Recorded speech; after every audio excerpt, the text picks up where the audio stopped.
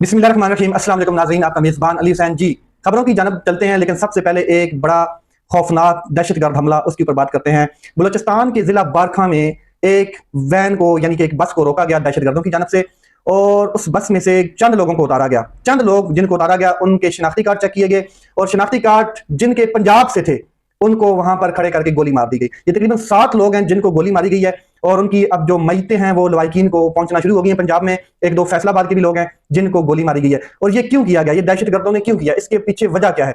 ये जो शनाख्ती card check करके गोलियां मारी गई हैं, ये वो आग है जो बलूचिस्तान में लगी हुई है, और इसको बुझाने का कोई काम नहीं कर रहा है। ना वफाकी हुकूमत काम कर रही है, ना लॉ इन्फोर्समेंट एजेंसीज, जिनका काम है असल, जिनको आइन और कानून के मुताबिक असल जिम्मेदारी ये दी गई है कि दहशतगर्दों से कैसे निपटना है, या मुल्क की हिफाजत कैसे करनी है, या मुल्क में कानून कैसे नाफिज करना है, वो अपनी जिम्मेदारियों से हटे हुए हैं और इफ्तिताह करते हुए नजर आते हैं ग्रीन पाकिस्तान का। वो इफ्तिताह करते हुए नजर आएंगे आपको मैशत का, वो इफ्तिताह करते हुए नजर आएंगे आपको वो प्रोजेक्ट्स जिनके ऊपर एग्जीक्यूटिव के इख्तियारात हैं, जिनका उनसे कोई लेना देना नहीं है। और असल में जो दहशतगर्दी है वो इस तरीके से बढ़ती हुई नजर आ रही है कि मौलाना साहब ने भी इसके ऊपर अपने खदशात का इजहार किया है। और इससे पहले पाकिस्तान तहरीक इंसाफ और केपीके की क़यादत जितनी है, जो भी उस इलाके को जानते हैं, वो ये क्लियर बता चुके हैं कि जो ये आग लगी है बलूचिस्तान में, ये अब बुझने का नाम नहीं ले रही। जो पाकिस्तान के बलूचिस्तान सूबे में जिस तरीके से लॉ इन्फोर्समेंट एजेंसीज इनको काम करना चाहिए वो अब नहीं कर रही हैं, और एक पाकिस्तान तहरीक इंसाफ है जिसको कुचलने में लगे हुए हैं और उसके ऊपर पाबंदियां लगाने में लगे हुए हैं। उसको कैसे क्रश करना है,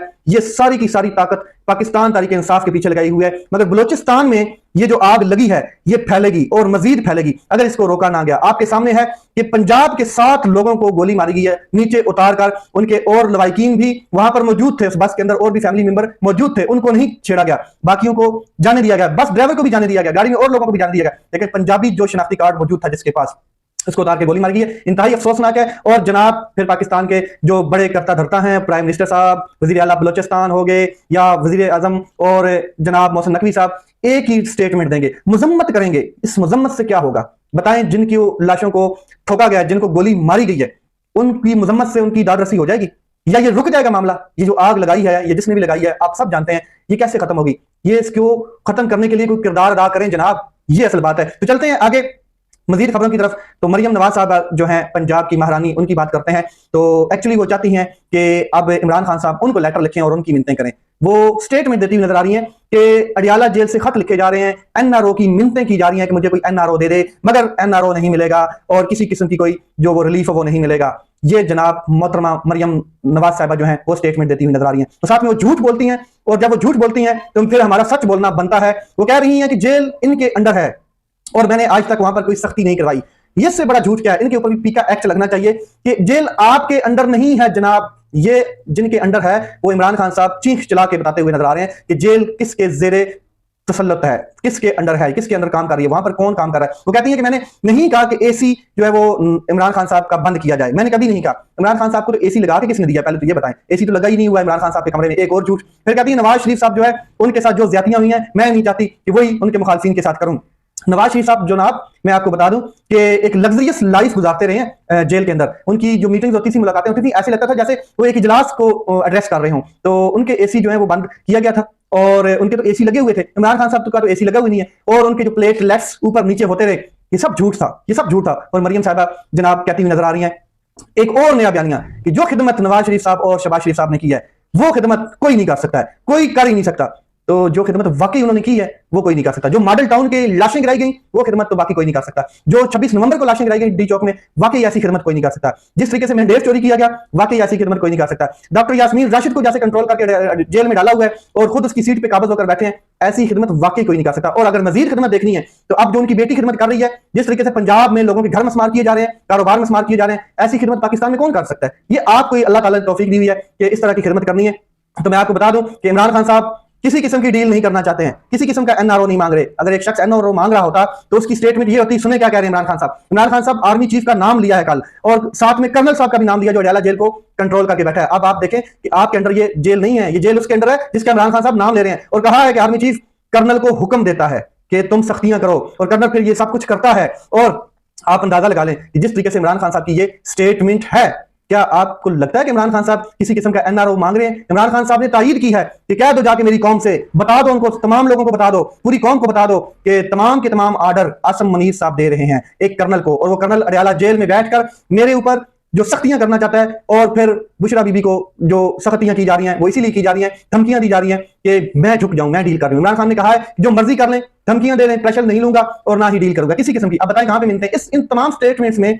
कोई एक मिन्नत है तो बताएं। साबिक वज़ीर आज़म के साथ जेल में ऐसा कौन कर रहा है? Who are you?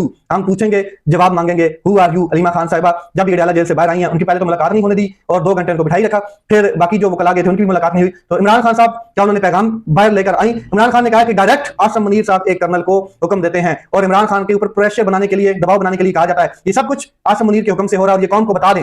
अब बताएं इसमें कौन सी मिन्नत है, कौन सा तरला है, कौन सा एनआरओ मांगा है इमरान खान साहब ने? असल में मरियम साहब चाहती हैं कि एक लेटर चीफ मिनिस्टर पंजाब को लिखा जाए और चीफ मिनिस्टर पंजाब जो है वो फिर दुनिया को बताएं। अगर इमरान खान साहब ने किसी खत में मिन्नत की होती तो ये लोग अभी तक मीडिया को इस तरीके से इस्तेमाल कर रहे हैं कि मीडिया के ऊपर इन्हें वावेला खड़ा होना था। ये देखें इस स्टेटमेंट से, ये देखें इमरान खान साहब एनआरओ मांग रहा है, ये है वो स्टेटमेंट। इमरान खान साहब के जितने लेटर लिखे गए आर्मी चीफ को, वो एक चार्जशीट है, वो एक चार्जशीट है उनके खिलाफ और इस हुकूमत के खिलाफ, इस निजाम के खिलाफ। एक रत्ती बराबर भी फ्लेक्सिबिलिटी उसमें नजर नहीं आती। इमरान खान साहब की बहन कहती है 20 मिनट इमरान खान के साथ मैं रही, लेकिन बुशरा बीबी को नहीं लाया गया तो हमने वहां पर प्रोटेस्ट किया, तो अगर बुशरा बीबी को ना लाया गया तो हम नहीं जाएंगे। हमें धमकी दी गई, हमें धमकी ये दी गई कि अगर आपने एहतजाज बंद ना किया तो आपकी मुलाकातों पर पाबंदी लग जाएगी, आपको मिलने नहीं दिया जाएगा। ये कंट्रोल है जी, और ये कंट्रोल है एक कर्नल साहब का। ये मैडम मरियम नवाज साहिबा आपके अंडर ये अडयाला जेल आती होगी रकबे के हिसाब से, सरहदों के हिसाब से, मगर इख्तियारात के हिसाब से तो आपके पास कोई इख्तियार नहीं है। आपके पास कोई इख्तियार नहीं है सिवाय लोगों को उठाओ, मारो और रगड़े लगाओ, इसके अलावा और कोई इख्तियार नहीं है। Army chief general Asim Munir के हुक्म पर अडयाला जेल में सब कुछ किया जा रहा है और यही पैगाम आया है। अब बताएं कि इसमें कहां पे फ्लेक्सिबिलिटी है? आगे चलते हैं। बुशरा बीबी को कैद तन्हाई में रखा गया है, इमरान खान साहब ने कहा ताकि मैं ब्रेक डाउन हो जाऊं और मैं मान जाऊं, चाहे धमकियां दें, दबाव डालें, मैं किसी तरीके से कोई डील नहीं करने वाले। अब मैं आपको बता दूं, जब प्यादे फटने शुरू हो जाएं और फट जाएं, बादशाह खुद सामने आ जाए, बादशाह को मजबूरन सामने आके स्टेटमेंट देना पड़े, तो समझ जाए कि बादशाह की शिकस्त करीब है, बादशाह हार चुका है, उसकी जो शिकस्त है वो करीब है। क्योंकि प्यादे जो एस्टैब्लिशमेंट के लॉन्च करदा प्यादे हैं, इनमें नाम भी मैं आपको बता देता हूं, वो आप फट रहे हैं, वो बोल रहे हैं। एक तो जनाब है लाल टोपी वाले, जरा नाम तो बताओ। ये लाल टोपी वाले जो हैं उनको बहुत ही टफ है और बड़ी उन्होंने कुरान के हिसाब से बातें की हैं, कुरान के अपनी मर्जी से तर्जमे निकाले हुए हैं कि हम फितना ख्वारिज का नाम दिया जा रहा है एक सियासी पार्टी को वो नाम दिया जा रहा है दहशतगर्दी का, और फिर कहा जा रहा है कि हम कुरान ने हुक्म दिया है कि जो फसाद बर्पा करते हैं उनका एक पांव काट दिया जाए, एक हाथ काट दिया जाए। क्या कुरान ने मुसलमान और मुसलमान के बारे में यह कहा कि मुसलमान भाई अपने कलमा गो भाई का हाथ काटे, उसकी जुबान काटे, उसका पांव काटे, उसको फितना ख्वारिज कहा जाए? ये बयान दिए जा रहे हैं। फिर फैसल वाडा साहब हैं, वो कह रहे हैं कि जिस तरीके से जनरल आसम मुनीर ने मार्शल लॉ को बिल्कुल इग्नोर किया, हालांकि प्लेट में रख कर दिया गया था मार्शल लॉ, और जो रास्ता रोका गया था जनरल आसम मुनीर का, तो फैसल वाडा साहब कह रहे हैं आसम मुनीर साहब चाहते तो उस टाइम मार्शल लॉ लगा सकते थे, मगर उन्होंने जमहूरियत को मजबूत किया, उन्होंने जमहूरियत के लिए मार्शल लॉ नहीं लगाया। लगा लेते आप जनाब आज मार्शल लॉ। आपको पता है कि मार्शल लॉ नहीं लग सकता है। मार्शल लॉ तब लगाया जाता है जब खजाने भरे हों, जब कशकोल भरे हों। अब तो खाली पड़े हैं, तो कौन लगाता है मार्शल लॉ? कैसे लगता है मार्शल लॉ? तो ये जनाब फट रहे हैं, प्यादे फट रहे हैं, और बादशाह खुद आके स्टेटमेंट देता है, और बादशाह ने जब स्टेटमेंट दी तो उस स्टेटमेंट के बाद जो फिर कौम ने एक जलवा दिखाया 8 फरवरी को, और एक जलवा दिखाया ये रिसेंटली जब मां, बहन, बेटी, औरत की इज्जत के ऊपर बात की गई कुरान का हवाला देकर, तो फिर अवाम ने जो जिस औरत के साथ जो जुल्म हुआ वो विद फैक्ट सामने लाया सोशल मीडिया के ऊपर। और मुझे उसी दिन लग गया था कि अब सख्तियां इमरान खान के करीब जाएंगी, अब बढ़ा दी जाएंगी सख्तियां, और इमरान खान साहब को आइसोलेशन की तरफ ले जाया जाएगा, दोबारा कैद तन्हाई में डाला जाएगा। और इमरान खान साहब को पहले भी इन्होंने कैद तन्हाई में रखा है 4x4 के कमरे में, अब दोबारा इमरान खान साहब को कैद तन्हाई की तरफ ले जाया जाएगा। तो सलमान अकरम राजा के हवाले से इमरान खान साहब ने बिल्कुल क्लियर मैसेज दिया है। अलीमा खान साहब ने बताया है कि जो भी तुम्हारे बारे में बात कर रहा है उसको ठोक कर जवाब दो, उसको करारा जवाब दो, उसको बताओ कि तुम कौन हो और इमरान खान साहब ने तुम्हें ये ओहदा दिया है। तो बिल्कुल वाज़ेह प्लान नजर आ रहा है कि इमरान खान साहब जो एक कैद तन्हाई की तरफ उनको लेके जाया जाएगा, और ये 6-7 दिन 8 दिन के लिए जो अडयाला जेल में समातें हो रही थी उनको भी आगे कर दिया गया। और फिर